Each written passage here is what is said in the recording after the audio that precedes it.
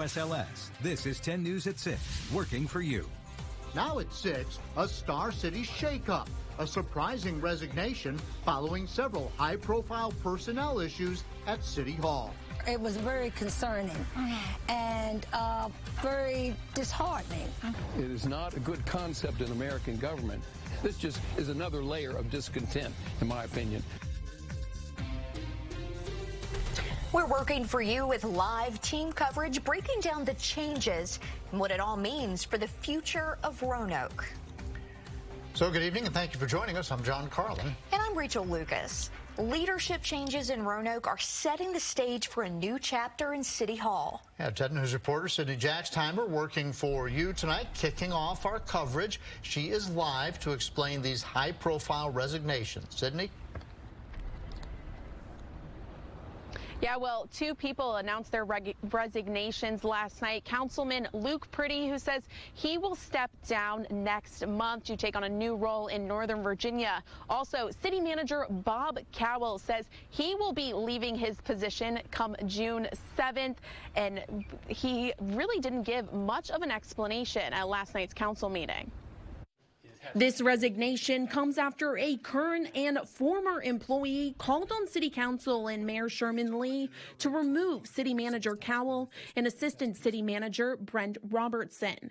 In a Freedom of Information Act request filed by 10 News, we received 3 copies of emails where city staff called their working environment hostile and toxic. They also called Robertson verbally abusive and physically threatening. I reached out to Roanoke City's Community Engagement Office, where all our media requests have to go through. I asked questions like if we could have a copy of Cowell's resignation letter and if the city manager was under a contract. Also, what job title Brent Robertson has and if he plans to retire this fall.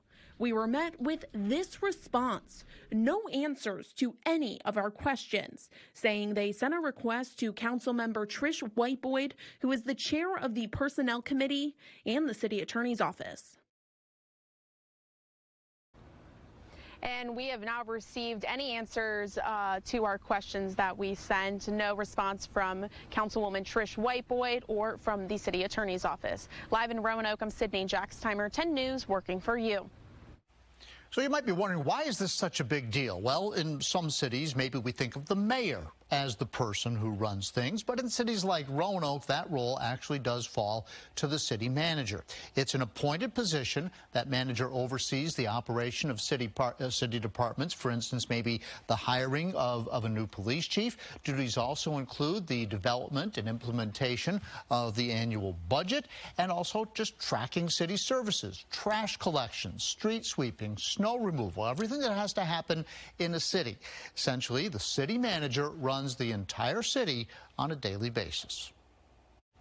The city manager's departure comes as Roanoke City Council faces an unusual amount of turnover.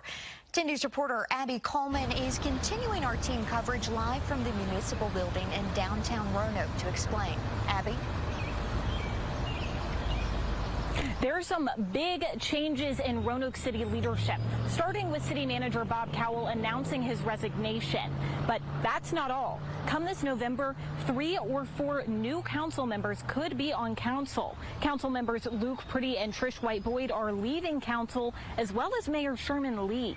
Then, depending on how the race for mayor goes between David Bowers, Joe Cobb, and Stephanie Moon Reynolds, there may be another seat. That makes 3 or 4 chances for new faces on council this fall. That's why Republican candidate for Mayor David Bowers says they need to wait for the new council to decide on a city manager. He tells us with so much turnover, it will be an entirely new makeup. Someone who comes into that job might be very concerned about whether they're going to be able to keep the job if there's a new city council.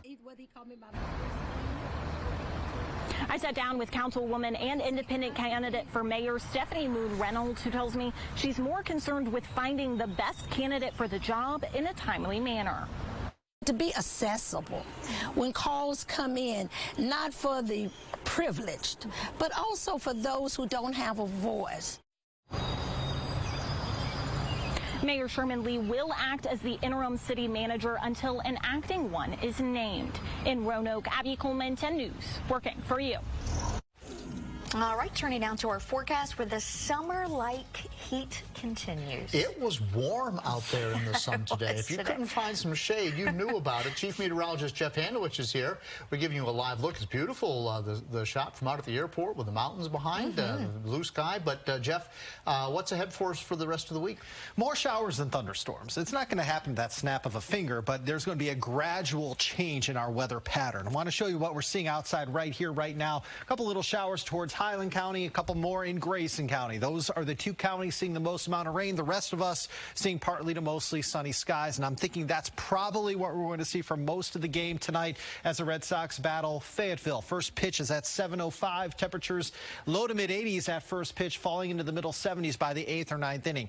I did put a 20% on there just in case a rogue shower or thunder shower forms close to the Roanoke Valley, but looking at the short-range computer models, that keeps most of the moisture away from Salem. So I'm cautiously optimistic that game is going to go on without a hitch.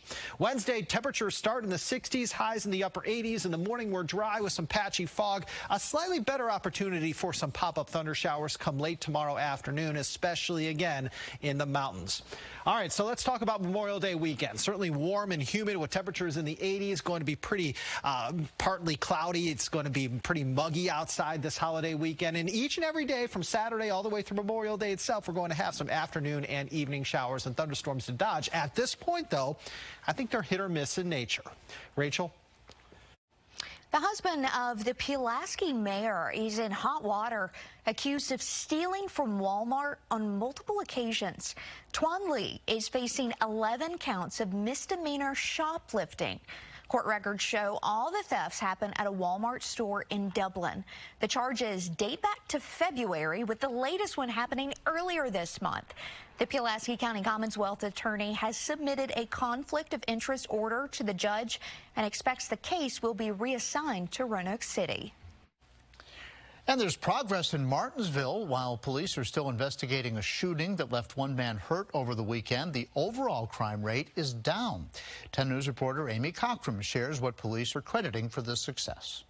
Once among the top 10 worst cities in the state for crime, Martinsville Police Chief Robert Fincher says those days are gone. Crime is down 38% in the past year. Knowing that crime rate has gone down is really securing, and it makes me really happy because it's a great place to live. I came from a really big city, so coming here to a smaller town, I think I definitely feel a lot safer here. You know, we're able to walk downtown and feel safe as girls. We were like excited, but then it also kind of came with it, are these correct? Is this really true? And then it became the debate of that if we tell people about this, then we're going to jinx ourselves. We're going to, it's going to end up rebounding or something, but it's just too good of news to keep quiet. Some of the most common crimes on the decline include simple assault, which is down 43%, and larceny, which is down 56%. What do you think is the cause of that? Well, it's kind of a combination of things, but one of the things in particular I'm going to give credit to our citizens. Our citizens appear to be involved more with our officers more than they ever have. The chief says new technology is also helping. They've installed 42 cameras across the city at stoplights. AI technology can detect license plates of suspects that drive through, making it easier for officers to track them down. They can pull up video of the area they're responding to. They can see live what's going on. They can pull up tag numbers of all the vehicles and get alerts to stolen vehicles as they enter in the city. The chief says he hopes they can maintain this crime decrease not only in the city, but spread it across the region. I'm Amy Cockrum, 10 News, working for you. Coming up, an important safety message before hitting the lake. The 3 things to keep in mind ahead of the holiday weekend. And animals in need. Oh, look at this, Rachel. The rescued ducklings getting a chance to paddle and play in their own special enclosure.